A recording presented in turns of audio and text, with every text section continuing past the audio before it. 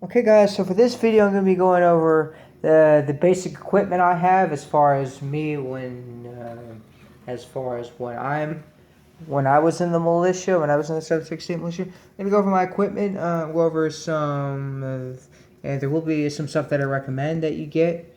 Others you can get something similar or something like it. You don't have to get the exact one that I have, but this is the equipment that I had. So we'll get started with protection. Set the camera there, right here.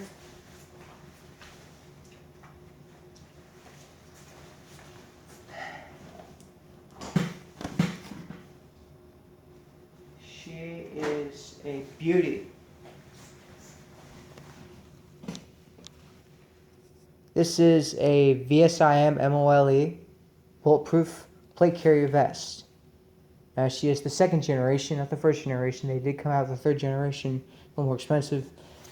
When I bought this back a number of years ago, I paid $60 for this thing. I think I got free shipping on it. You can get them now for like 40, 30, 35 bucks. 35, 40 bucks.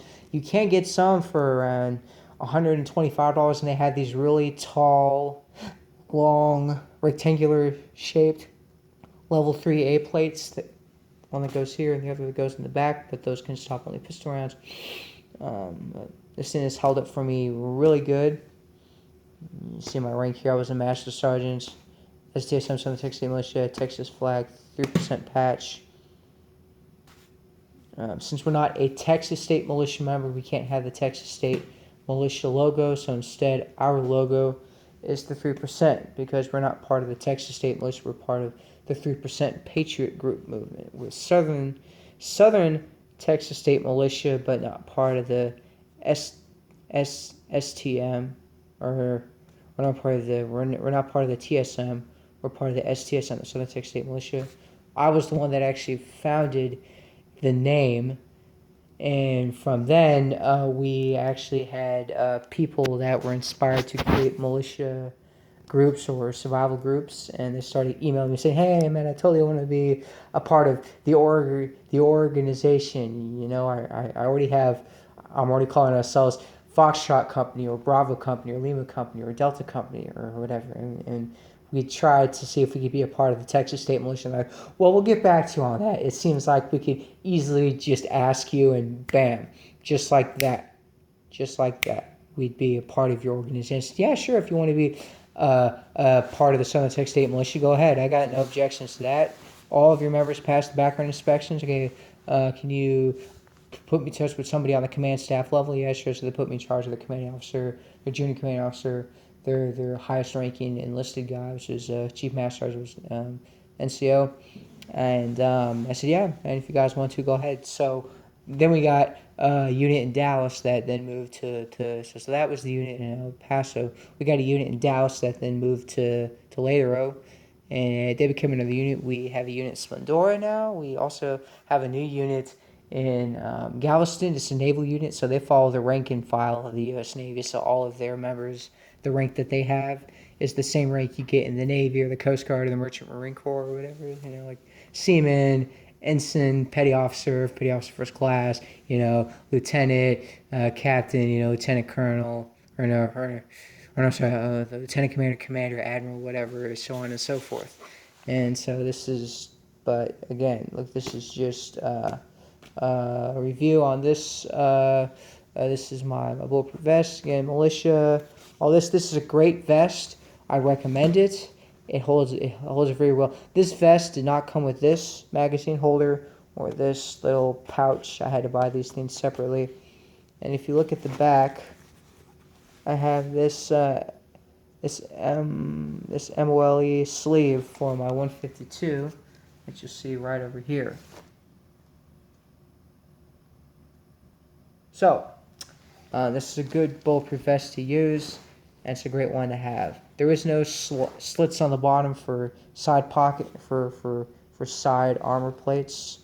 I'm sure I could use some plastic ties and fabric and plastic tie them together here and there and slide some on the side. It'd be very difficult though to remove my plate carrier vest. But That's my main bulletproof vest. Now let's move on to my emergency backup bulletproof vest. Here, I'm going to take this one, move it over here.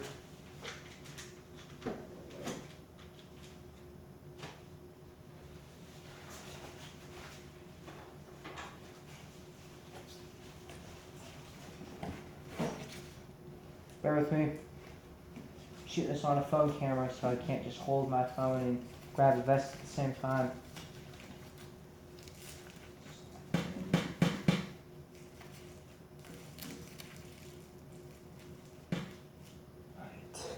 Here's my backup one. This isn't for me. So if we're like in a natural disaster, hurricane, whatever, someone comes up to us and they need to be rescued, we rescue them, but we can't hand them off to a FEMA relief center or a National Guard relief center, where the FEMA, the National Guard police, and other state and then like state militia members are there.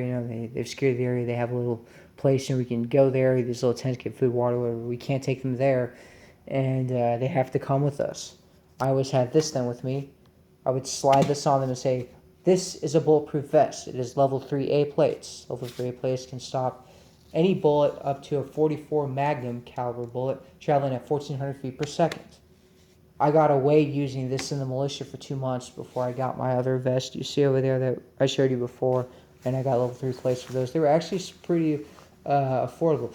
You can actually buy body armor plates. They're actually pretty affordable. Now, in certain states like Pennsylvania, they have a rule where you can't, I think it's Pennsylvania, Massachusetts, you can't have any body armor as a civilian. You can't own any body armor. They did make exceptions with local state militia groups because they've actually responded to car accidents, natural disasters. They've helped out the community. They've been there to protect and serve the community. So they made exceptions to that, but just regular Joe Blow civilian can't own body armor in Pennsylvania, I know for sure, and then I believe in Massachusetts as well. But that concludes my little backup vest. This just has buckles on the side. You pull them as tight as you can, but they don't get really tight. Again, I have this little radio here. It's an HC1000. That would come with the bulletproof vest. If I put this vest on somebody, they also get this radio they can use to communicate with us. Again, these are search and rescue frequency channels. These aren't the regular militia frequency channels, so any civilian would be able to go to our unit's website and find those channels out themselves and just tune into them and communicate with them and say, "Hey man, I need help. My location is blank. Please come and rescue me." So now we're moving on to survival, food and water and stuff like that. That's going to be going on here in a moment.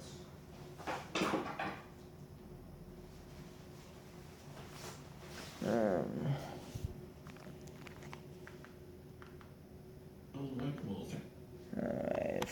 So, for survival, you have to have food.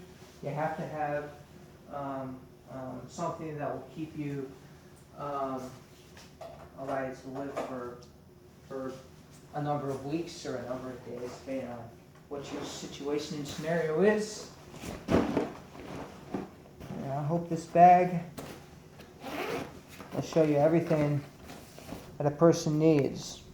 So, you look in this bag, you see I got Mountain House. This is just freeze-dried food and scrambled eggs, bacon. I do have 2 or 3 Mountain Houses here that are like beef stroganoff, spaghetti, meatballs, or whatever. I do have full military MREs. This is part of an MRE that just contains the powdered drink, the snacks, the desserts.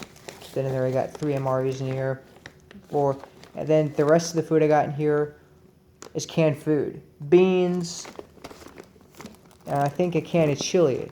I've bought these canned food from the local grocery store. This isn't for eating every day. I'm hungry, I want a can of beans or I want a can of chili. This is for survival. Now, canned food will last you forever. MREs have a 25-year, 30-year shelf life. Same with freeze-dried food. Canned canned food will last you forever, but it will add a lot of weight.